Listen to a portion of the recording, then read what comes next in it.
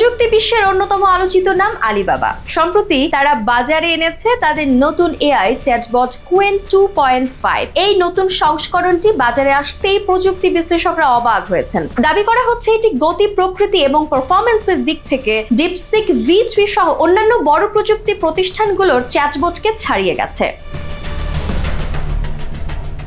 চীন বর্তমানে এক নতুন প্রযুক্তি বিপ্লবের মুখে দাঁড়িয়ে রয়েছে, যেখানে বড় প্রতিষ্ঠানগুলির মধ্যেই এআই উন্নয়নে প্রতিযোগিতা তুঙ্গে। আলিবাবার কুয়েন 2.5 ম্যাক্স এই চ্যালেঞ্জের মুখে আসছে। প্রযুক্তি বিশ্লেষকরা বলছেন কুয়েন 2.5 ম্যাক্স তার দৃষ্টিনন্দন কার্যকারিতা এবং উন্নত পারফরম্যান্স দিয়ে GPT-4 এবং ডিপসিক V3 কে পেছনে ফেলেছে। এই নতুন সংস্করণটির কার্যক্ষমতা শুধু দ্রুততর নয়, আরো অনেক বেশি সুনির্দিষ্ট এবং কার্যকর।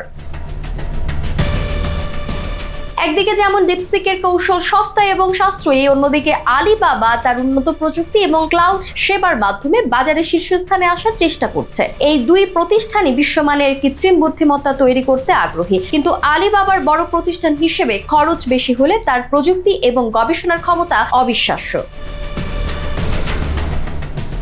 বিশ্বব্যাপী প্রযুক্তির যুদ্ধে চীনা এআই স্টার্টআপ ডিপসিক এবং বড় প্রতিষ্ঠান আলিবাবার মতো শীর্ষ প্রতিদ্বন্দ্বীদের জন্য আগামী দিনগুলো বেশ গুরুত্বপূর্ণ হতে চলেছে। কুয়েন 2.5 এর মাধ্যমে আলিবাবা শুধু কৃত্রিম বুদ্ধিমত্তার দিকেই নজর দেয়নি, বরং দেশের অভ্যন্তরীণ প্রতিযোগিতাকে আরো তীব্র করেছে।